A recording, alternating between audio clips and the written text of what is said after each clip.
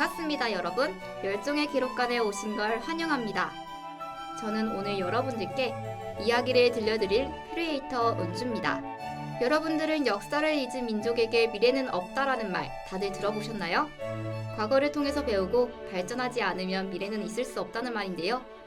저희 멸종의 기록관에서 멸종한 생물들의 역사에 대해 알아보고 미래를 위한 교훈을 얻어가길 바랄게요. 그럼 지금부터 관람 시작하겠습니다.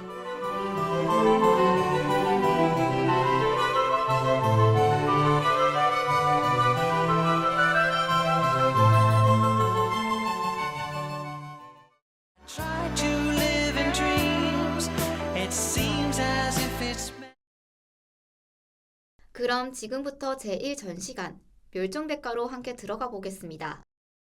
지난 회차는 호랑이의 사촌, 발리 호랑이에 대해 알아보았는데요. 오늘은 다른 주인공을 모셨습니다. 오늘의 주인공은 물속에 사는 판다, 양쯔강의 하얀 여신이라 불리며 신성시된 동물입니다. 중국은 예로부터 공주를 외교적 카드로 많이 사용해왔는데요. 화관공주가 그 사례입니다. 이렇듯 옛날에 억지 결혼을 강요받은 공주들이 양쯔강에 몸을 던지면 양쯔강 돌고래로 환생한다는 전설이 전해지며 양쯔강의 여신이라 불릴 정도로 중국인들에게 사랑받았던 동물인데요. 판다와 더불어 신성시 여겨지는 이들은 과연 누구일까요? 바로 살아있는 화석이라고 불렸던 산업화의 피해자, 양쯔강 돌고래입니다. 이름에서 알 수 있듯 중국 양쯔강에서 살았던 고유종 강돌고래인데요. 이들은 사행청 또는 여러 물주기가 만나 물이 역류하는 곳을 크게 선호한다고 합니다. 중국 현지에서는 마이지 또는 마이지툰이라고 불렸다고 하는데요. 돌고래라고 하면은 수면 위로 뛰어오르는 행동이 먼저 떠오르지 않나요? 그러나 양쯔강 돌고래는 이러한 행동을 하는 것이 드물며 역류하는 강에 따라 수영하는 힘이 강하다고 합니다. 작은 우류를 먹이로 하며 소리를 내어 방향 정의를 하기도 하고 유연한 목과 긴 부리를 이용하여 바닥을 저어 먹이를 찾는다고 합니다. 양쯔강 돌고래는 몸이 대체적으로 푸른빛을 띠며 옅은 회색에 배 부분은 흰색을 띠고 있는 동물입니다. 등 지느러미는 다른 돌고래와는 다르게 조금 더 작았다고 전해집니다. 몸 길이는 수컷 2.3m, 암컷은 2.5m였으며 체중은 135에서 230kg였다고 전해집니다. 이들은 2마리에서 7마리가 무리를 짓고 사냥을 할 때 일시적으로 15마리에서 20마리가 모이기도 합니다. 한 번에 7분 정도 잠수하여 2에서 4월 사이에 한 마리를 새끼를 낳는다고 하는데요. 막 태어난 새끼의 몸 길이는 평균 1m 미만, 몸무게는 4kg 정도였다고 전해집니다.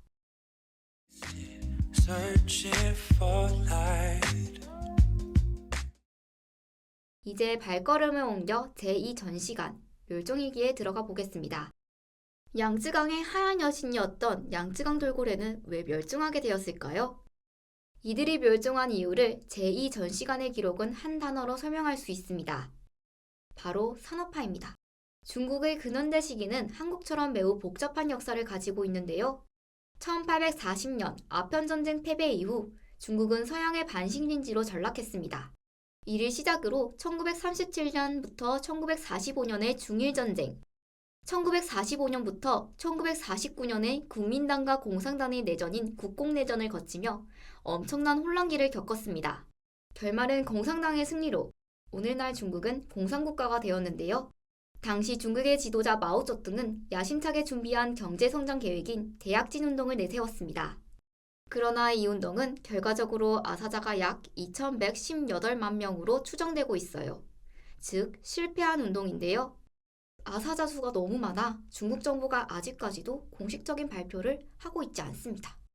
이 혼란의 시기에 양쯔강 돌고래의 가죽으로 가방과 장갑을 생산하기 위해 사냥되기 시작했는데요. 이후 개체수가 급격하게 줄었다고 합니다. 중국의 산업화가 진행되면서 어선의 교통량이 많아지고 수질오염 또한 심각해졌는데요. 1970년대부터 1980년대에 추정한 바에 따르면 어망에 걸려 폐사하는 양쯔강 돌고래 수가 전체 관찰된 폐사 원인 중 절반은 차지했다고 합니다. 또한 전류업법, 어선과 프로펠러와의 충돌 등도 큰 원인이 되었다고 하네요. 양쯔강 돌고래를 보호하기 위한 노력에도 불구하고 1986년에는 전체 개체수가 약 300마리로 추정되었는데요. 이후 삼엽댐을 포함한 댐들이 건설되며 오염과 서식지 파괴로 인해 그 수는 꾸준히 감소했습니다. 1990년대에는 이미 100마리 이하로 추정되었는데요.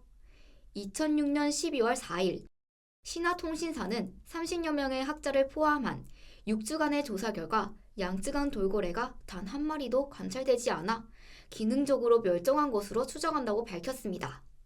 그러나 멸종선언 이후 2007년 갑작스럽게 양쯔강 돌고래가 발견되었다는 소식이 들려왔는데요. 중국 정부에서 흥분을 감추지 못했지만 사실이라고 해도 단 한 마리의 생존을 확인했을 뿐 큰 의미는 없다고 봐야 합니다. 2016년에 또 흔적이 관찰되었다고 하네요. 2002년 마지막 사진 기록 이후 목격담은 있었으나 아직까지 정확한 증거가 없습니다. 이러한 이유 때문에 세계자연보전연맹에서는 멸종이 아닌 심각한 멸종위기 등급으로 지정했다고 합니다.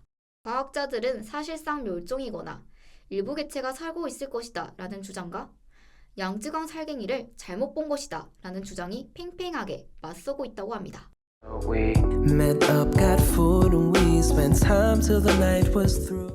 이제 마지막 전시관으로 발걸음을 옮겨보겠습니다. 한 생명이 사라진 후 그들이 살던 터전이 어떻게 변했는지를 기록하는 제3전시관, 그들이 떠난 자리입니다. 여러분들은 양쯔강이라고 하면 어떤 이미지가 먼저 떠오르나요? 저는 중국 유명 시인인 두보의 끝없는 장강의 물결은 도도하게 흐른다 라는 구절이 먼저 떠오르는데요. 양쯔강은 아시아에서 가장 긴 강으로 중국의 티베트 고원과 윈난 고원을 지나 스촨 분지로 흘러가는 강입니다. 이처럼 중국을 관통하는 가장 긴 강인 양쯔강은 중국의 항하 문명이 시작된 곳인데요. 중국인들에게는 어머니 강이라고 불리는데 인구 40%가 양쯔강의 기대에 살고 있다고 하여도 과언이 아닙니다. 그러나 현재 양쯔강의 생태계는 급격한 산업화와 도시화로 인해 심각하게 쇠퇴했는데요. 뿐만 아니라 수질 오염, 댐검설로 인한 서식지 파괴와 과도한 어획 등이 주요 원인으로 희귀 고유종은 멸종되었거나 심각한 멸종위기에 처해 있다고 합니다. 2021년에는 양쯔강에 서식하는 철갑상어가 멸종되었거나 곧 멸종될 것이라는 연구 결과가 발표되었습니다. 이처럼 중국이 40년여간 공들였던 양쯔강 어류 구조 프로젝트에도 불구하고 철갑상어를 포함한 5개 어종을 멸종위기에서 구하지 못했다고 국제학술지는 말하고 있습니다. 과거에는 물고기 개체수가 감소하는 원인을 주로 남해과 수질 오염에 초점을 두었는데요. 이는 상대적으로 댐검설로 인한 영향을 가소평가한 것도 있지만 가용 데이터가 부족했기 때문입니다.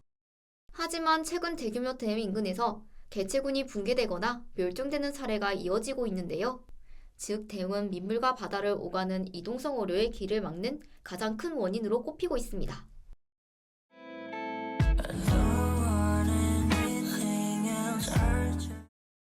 그들의 서식지였던 곳에서도 그리고 이 지구 어느 곳에서도 더 이상 양쯔강 돌고래를 보는 것은 불가능하다고 할 수 있습니다. 양쯔강 돌고래가 만약에 멸종한 것이 확실하다면 인간 활동으로 멸종한 첫 고래목의 동물이라고 확실시됩니다. 양쯔강 돌고래의 멸종은 우리에게 뼈아픈 교훈을 되새기고 있는데요. 2019년 중국 정부의 생태환경 보고서에 따르면 주요 10대 강의 21%가 4급수 이하의 수질을 보였다고 합니다. 황어지류는 34.8%가 공업연수로도 사용하지 못할 상태였다고 합니다.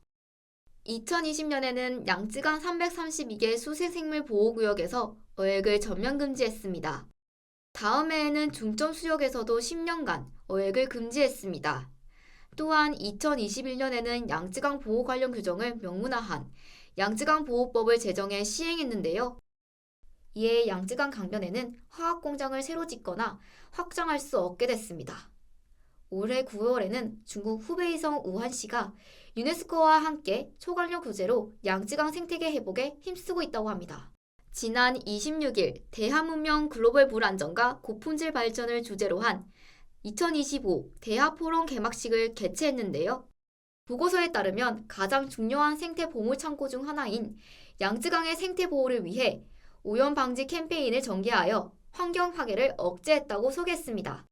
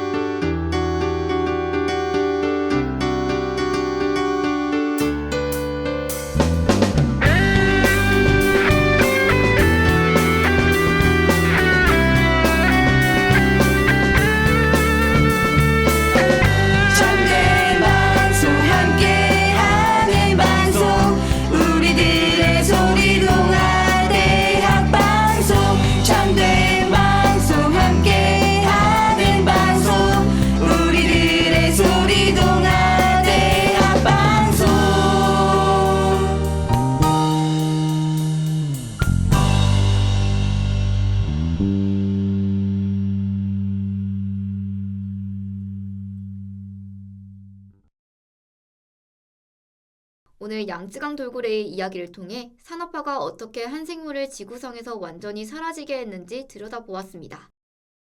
오늘 함께 살펴본 양쯔강 돌고래의 멸종은 분명한 사실을 말해주는데요.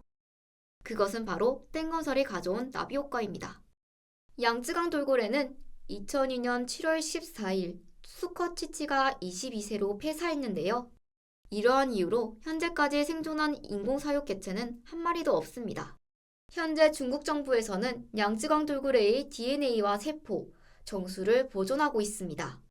만약 양쯔강에서 아직 살아있는 개체를 발견하면 생포하여 동물원에 옮겨 짝을 지어 새끼를 낳게 할 계획을 세우고 있습니다. 이러한 이유로 중국 정부에서 양쯔강 돌고래를 발견하면 엄청난 포상금을 준다는 이야기가 있다고 합니다. 현재 양쯔강에 서식하는 동물 중 멸종위기에 처한 주요 생물은 양쯔강 악어, 철갑상어, 양쯔강 대왕자라 등이 있는데요.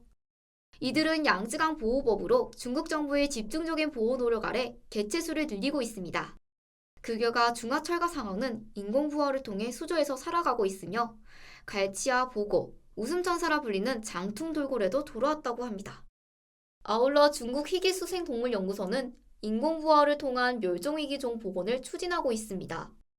바로 멸종을 선언한 주걱철갑상어도 미국산에 들여와 양쯔강에 복원하려고 시도하고 있습니다. 그러나 중국 정부가 생태계 복원에 나서고 있지만 한번 파괴된 생태계를 복원하는 것은 매우 어려운 일인 점을 기억하면 좋을 것 같네요.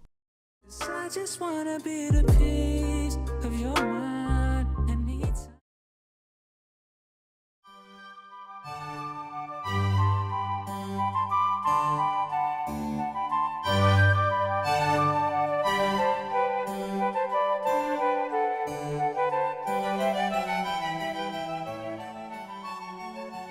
오늘 저희는 멸종의 기록관에서 양쯔강 돌고래에 대해 알아보았는데요. 양쯔강 돌고래의 이야기를 들으며 어떤 생각이 드셨나요?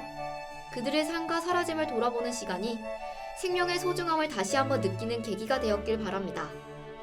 오늘 멸종의 기록관을 방문해 주셔서 감사합니다. 이 방송을 다시 듣고 싶으시다면 다오미디어 센터 유튜브와 홈페이지에서 확인하실 수 있습니다. 다음 시간에는 또 다른 동물의 이야기를 준비해 놓도록 하겠습니다. 함께 해주신 주연 PD님 감사합니다. 지금까지 멸종의 기록관 큐레이터 은주였습니다.